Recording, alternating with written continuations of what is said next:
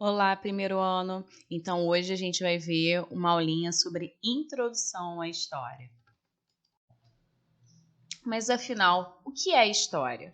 História vem do grego storei, significa procurar saber, informar-se, pesquisar. História é uma ciência, uma disciplina que estuda as ações humanas, como é que os homens viviam e se organizavam ao longo do tempo. Estuda as mudanças e as permanências dessas ações. Por isso, os historiadores, eles estudam os eventos em curta, em média ou em longa duração.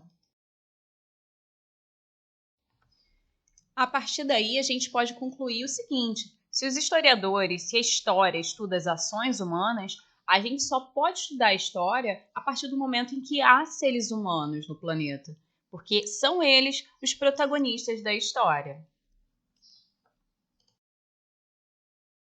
Mas aí, né, gente, pra que a gente estuda história? Essa coisa chata que vocês veem na escola.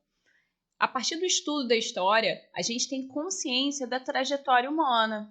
E tendo essa consciência, a gente pode ter conhecimento para questionar, promover mudanças, rupturas, valorizar algumas práticas culturais. Bom, já falei sobre os historiadores. Os historiadores são aqueles profissionais responsáveis pela escrita da história. São os que pesquisam e ensinam história. Usam métodos próprios de análise das fontes, as fontes históricas. Eles buscam reconstituir como é que viviam os povos no passado. Mas o que são as fontes históricas? Então, gente, os historiadores, eles utilizam essas fontes históricas, que são as pistas, os rastros deixados pelos povos do passado. É quase um trabalho de detetive. As fontes históricas podem ser escritas ou não escritas. Agora, gente, vamos ver aqui os tipos de fontes. As fontes escritas e as fontes não escritas. Alguns exemplos de fontes escritas são cartas, livros, documentos, poemas, reportagens, relatórios, diários, cadernos, e-mails, sites. Quem sabe até o Facebook pode ser um tipo de fonte escrita um dia. E também aquelas coisas que a gente vê aí escrita nos banheiros, que vocês escrevem nas carteiras, que é ruim pra caramba de limpar. E as fontes não escritas? As fontes não escritas também podem ser as pinturas, esculturas, depoimentos, filmes, músicas, utensílios domésticos, por exemplo, ferramentas, roupas, arquiteturas, fotografia. Então, a partir daí, a gente pode ver que a história ela pode estudar de tudo. Pode estudar moda, culinária, religião, tecnologia, pensamento filosófico, cotidiano. Pode estudar arte, economia, ciência, política. E pode, inclusive, estudar até a própria história, tá? Então, o que é importante vocês saberem sobre fonte histórica? A fonte, ela sugere pistas, ela não apresenta uma verdade absoluta. O historiador não pega um documento e fala que tudo que está escrito ali no documento é verdade. O historiador ele precisa interpretar aquela fonte, cruzar dados, tá? E o que é também interessante de vocês saberem, tudo o que o historiador produz, a produção historiográfica, ela também pode sofrer a influência do tempo em que o historiador está inserido. Agora, gente, a gente precisa ter uma noção de que o tempo é um elemento super importante no estudo da história. A gente usa, inclusive, algumas unidades de medida para medir o tempo, para a gente ter uma noção de como o tempo está passando. Como, por exemplo, milênio, século, década, ano, semanas, tá? Convencionalmente, a gente usa o calendário cristão, mas a gente sabe muito bem que existem vários calendários. Os três principais calendários mais usados no mundo são os calendários judaico, islâmico e o calendário cristão. Então, gente, só para a gente ter uma noção dos elementos que marcam a passagem do tempo, o decorrer do tempo. Povos de outras culturas e também, assim, muito antigamente, a nossa cultura mesmo, usava fenômenos da natureza para medir o tempo, como, por exemplo, a fase das marés, né? A época das cheias dos rios, as fases da lua, também a época da colheita de alguma fruta, tá? Isso é o tempo da natureza. Fenômenos da natureza marcam a passagem do tempo. Hoje em dia, a gente usa muito o relógio, isso desde o século XIX.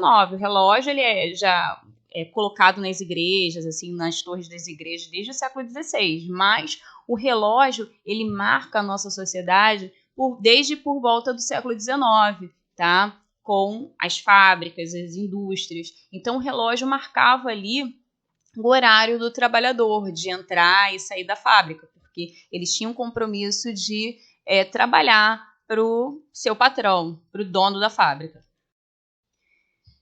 Então, gente, o tempo cronológico é o tempo que acontecem as coisas cotidianas da nossa vida, o nascimento, a morte, a ida para o trabalho, né, a ida à casa de um amigo. Então, esse é o tempo cronológico da vida cotidiana. E o tempo histórico é aquele em que acontecem as mudanças e que acontecem as permanências, tá? É o tempo usado pela história para a gente poder estudar, para a gente não se perder. Se a gente usasse o tempo cronológico, a gente acabaria se perdendo, tá? Por isso que nós usamos na história os períodos históricos.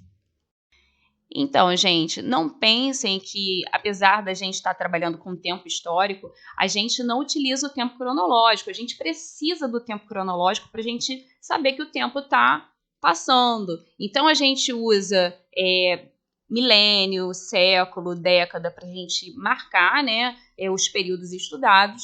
E também utilizamos calendários. Eu falei para vocês que os principais calendários usados no mundo, os 3 principais, são o judaico, o cristão e o islâmico. Cada calendário usa um evento, um fato para marcar a passagem do tempo. No caso, o calendário judaico, ele começa com a criação do mundo. Segundo os judeus, isso aconteceu por volta, de acordo com o nosso calendário, em 3.760 a.C. Então, por isso, eles estão agora, no ano de 2021, no ano de 5.781. O calendário cristão, ele usa como fato que marca a passagem do tempo o ano do nascimento de Jesus Cristo. Por isso, nós estamos no ano de 2021 depois de Cristo, depois do nascimento de Cristo.